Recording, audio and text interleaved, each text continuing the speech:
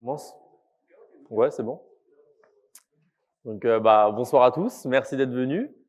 Je m'appelle Vincent. Je suis étudiant en dernière année en apprentissage et j'ai intégré le LRE cette année dans l'équipe robotique de Loïka et Laurent. Et ils nous ont proposé un sujet à mes collègues Vanisco et Fatou. Le sujet, c'est du coup fish tracking. Donc, fish tracking, c'est quoi? C'est un algorithme qui permettra de détecter, classifier et traquer des poissons, notamment 15 espèces de poissons d'un aquarium qui se situe dans le sud. Donc, je vous montre la vidéo qu'on a pu recevoir. On en a reçu d'autres comme ça. Sans le son, c'est mieux aussi.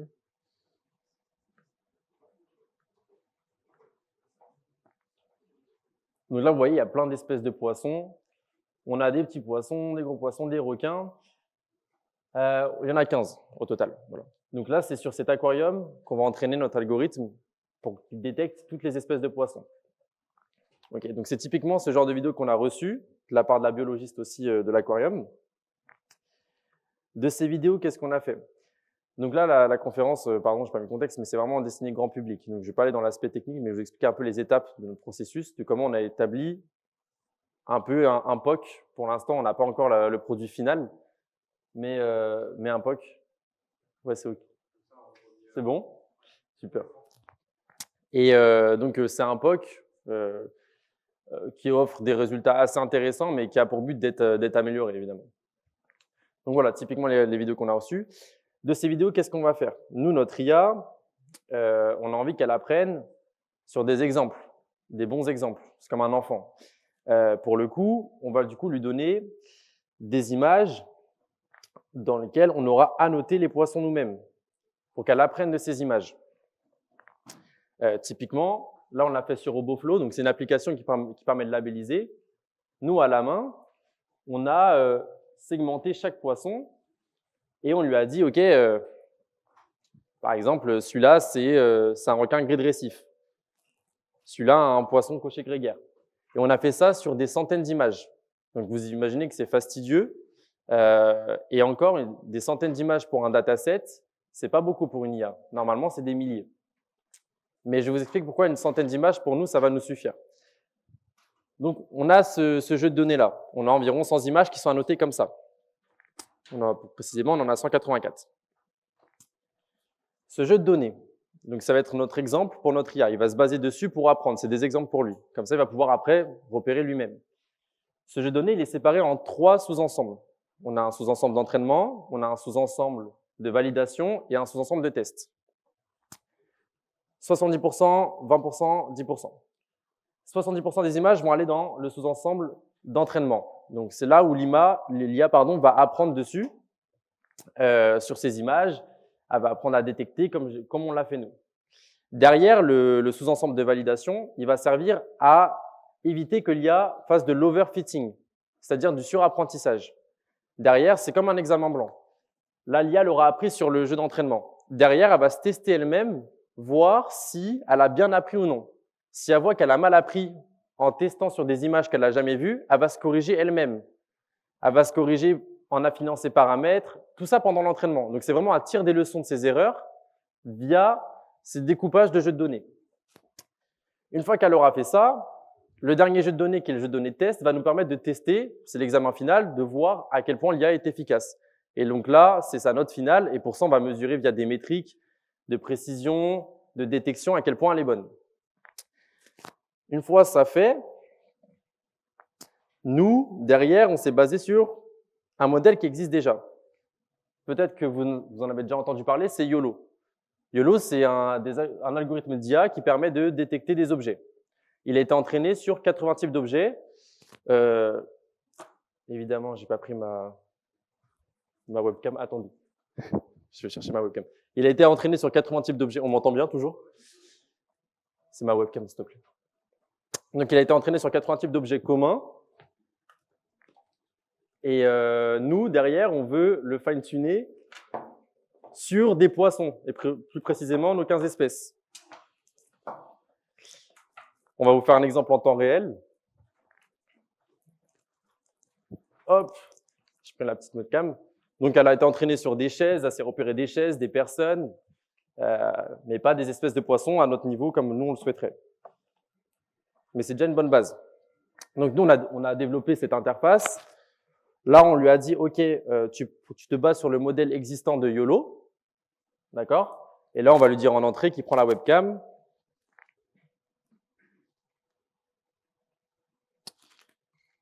Hop. Et derrière, donc ce paramètre-là, je ne vais pas le prendre en compte, c'est surtout celui de la confiance qui est important.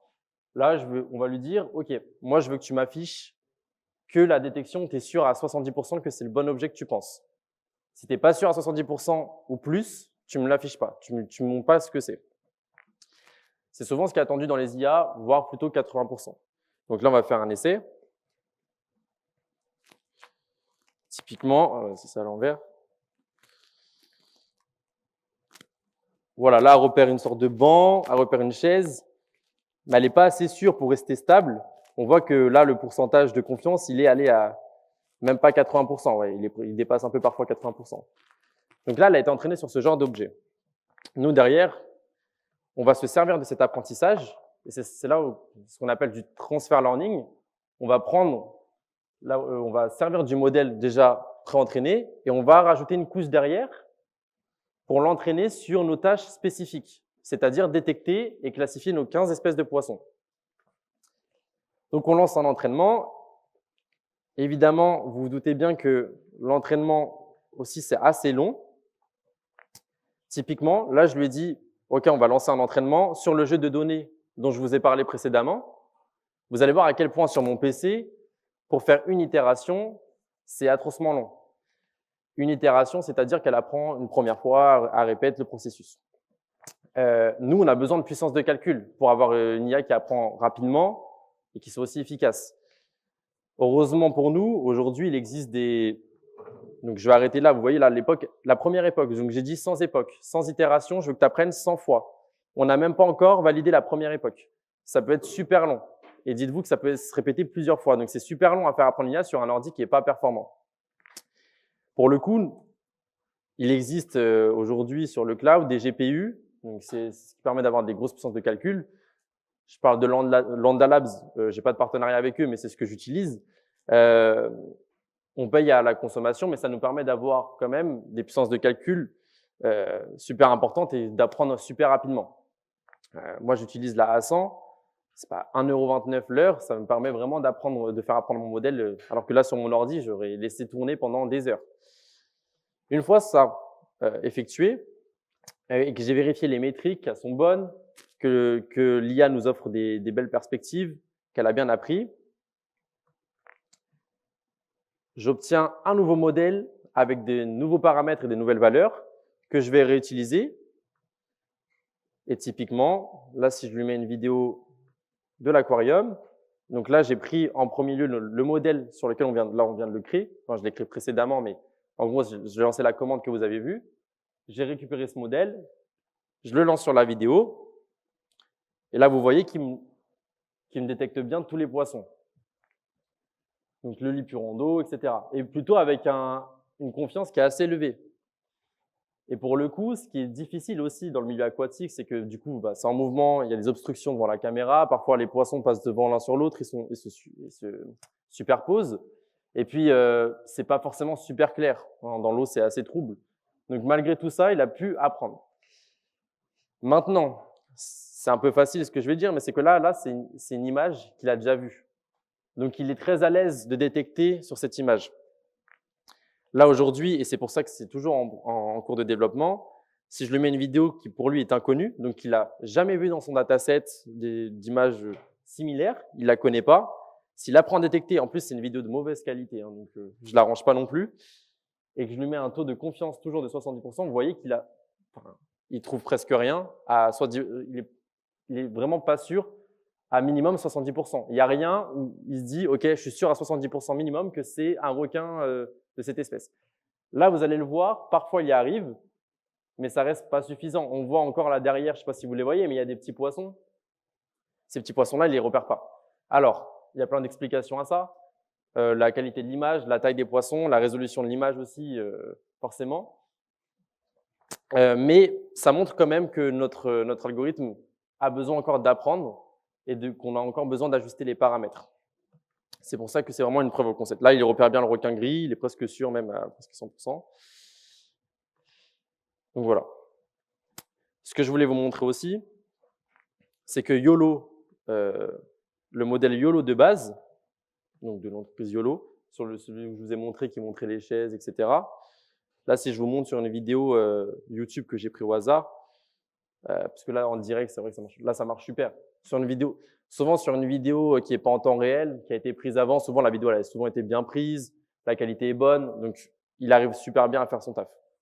Là, pour le coup, on voit qu'il ne se trompe pas beaucoup, il repère vraiment tous les objets. Hop. Et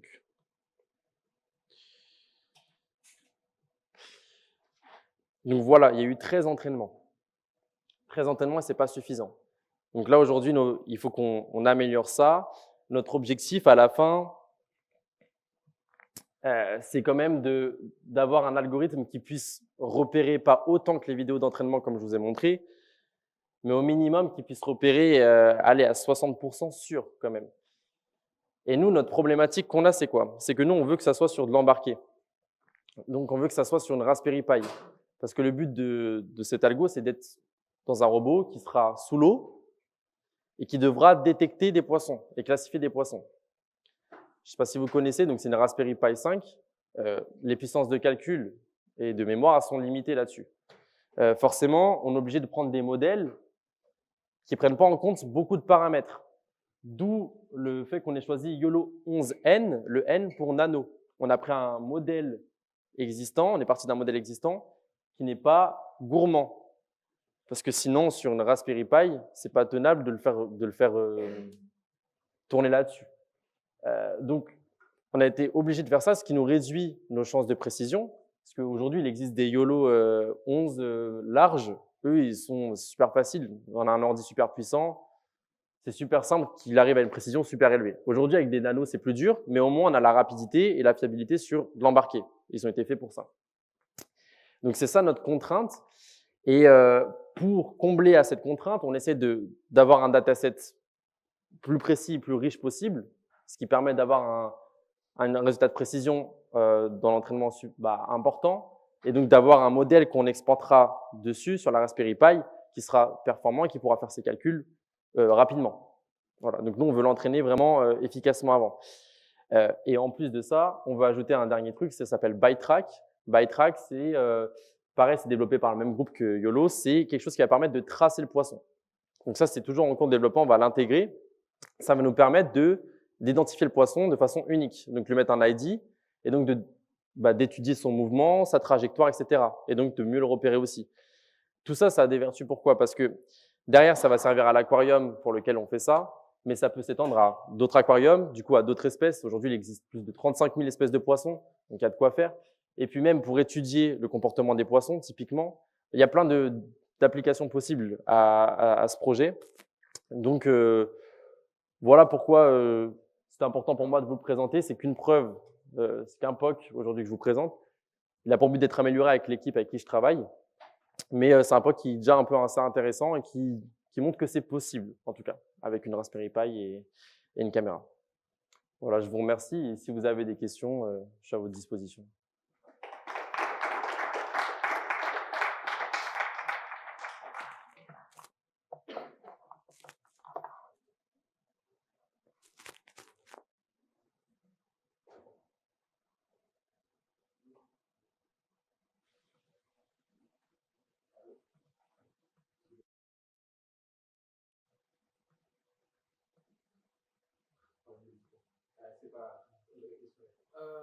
Du coup, les contraintes que tu avais principalement, c'était le fait de fonctionner sur Raspberry Pi, et du coup, tu perds forcément en capacité de calcul. Oui. Pourquoi ça n'a pas été envisagé, par exemple, de traiter la vidéo sur Raspberry Ok, je recommence depuis le début ou pas? Bon, donc, tu disais que le problème principal, c'était les perfs dispo sur le Raspberry. Ouais, pourquoi est-ce que, avec le Raspberry, vous n'avez pas, par exemple, limité le framerate? Donc, genre, vous divisez par 2 la quantité d'images par seconde, Ouais. et vous l'envoyez sur une machine distante qui, pour le coup, elle a une vraie capacité de calcul et du coup peut faire tourner un modèle plus large. Ouais, alors on y a pensé. Le souci, c'est que l'eau absorbe les ondes radio. Donc, on n'a pas de moyen de communiquer à des machines distantes, parce que forcément, on ne peut pas communiquer, à part si on met un bateau en surface et connexion filière, on a accès. Mais derrière ça, c'est pour ça qu'on est obligé de faire de l'embarqué et qu'on est obligé de bien apprendre préalablement avec des GPU via le cloud. Là, sur mon PC, je me connecte au cloud, mais on est obligé de tout mettre sur une Raspberry Pi et pas pouvoir appeler une machine distante. Parce que du coup, alors, les ondes radio peuvent traverser par l'eau, elles sont absorbées. Tu sais comment ils font les sous-marins pour communiquer? Alors là, je crois que c'est sonar. Je crois qu'ils utilisent des méthodes sonar. Hein. Ouais, ou alors il y a une méthode sonar qu'ils sont en train de développer. Mais alors, ils peuvent pas. Tu peux communiquer que très peu de données. Enfin, la vitesse de communication est lente, mais ils ont développé. Alors, je sais pas exactement. C'est une méthode sonar. Je la connais pas de nom, mais oui. Ou sinon, tu mets à l'extérieur des bouées aussi. Il y a des méthodes comme ça. Ouais.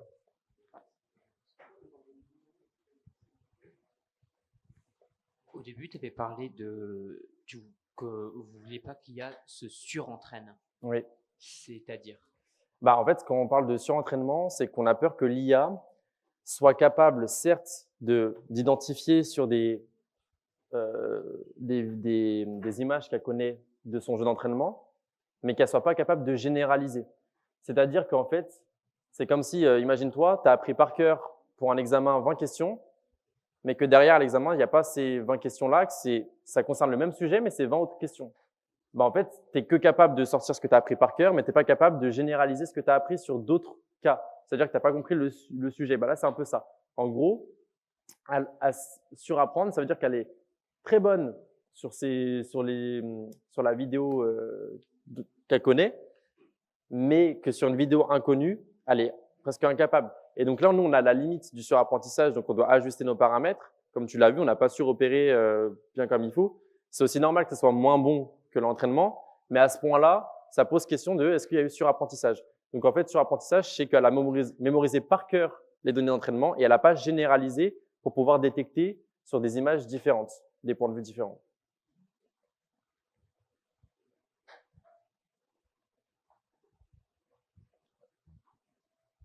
Bonsoir. Bonsoir. En gros, là, ton problème principal, c'est d'avoir de la data de qualité labellisée.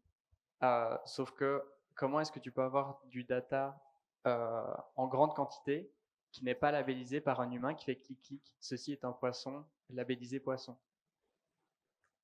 Pour l'instant, aujourd'hui, malheureusement, en plus, dans le monde aquatique, il y en a très peu de disponibles. Aujourd'hui, il y a une GameFace, je ne sais pas si vous connaissez, qui partage des datasets sur plusieurs domaines, mais sur le monde aquatique, il n'y en a pas tant que ça. Et donc, malheureusement, nous, on le fait à la main. Il n'y a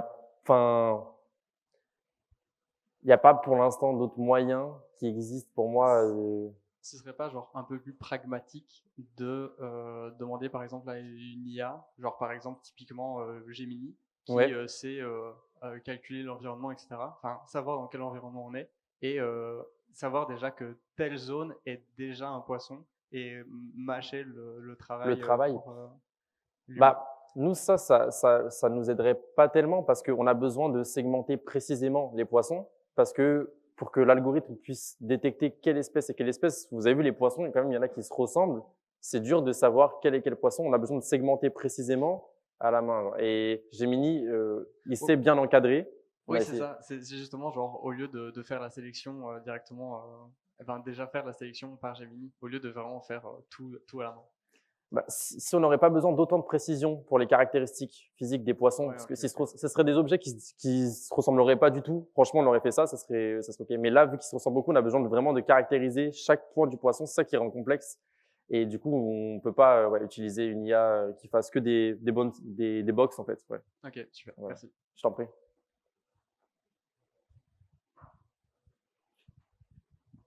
Ok, moi j'ai une question pour bien connaître Laurent et Loïka.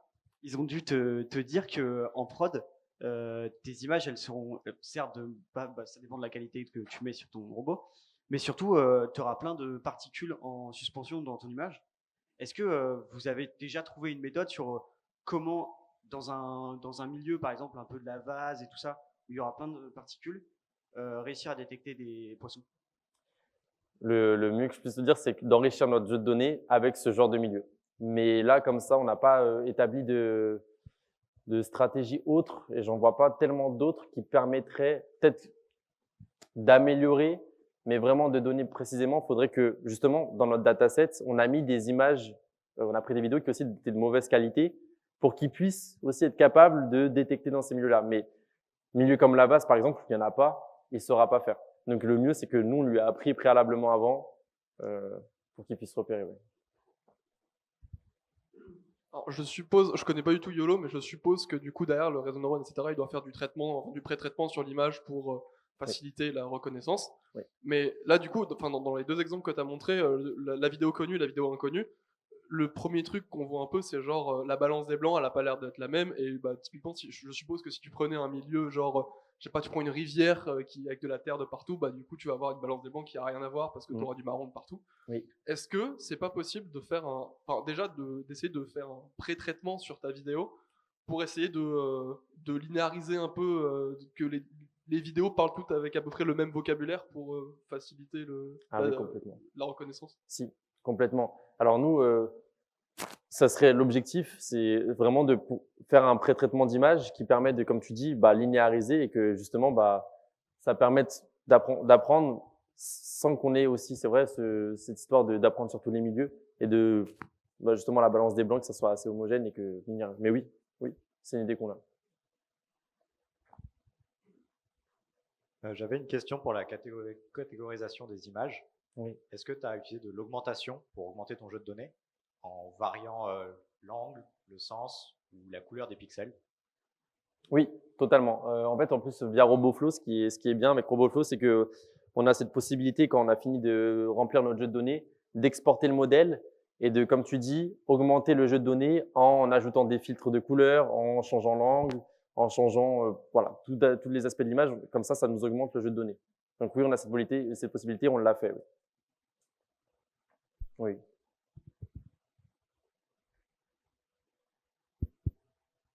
Je vous remercie en tout cas, merci beaucoup.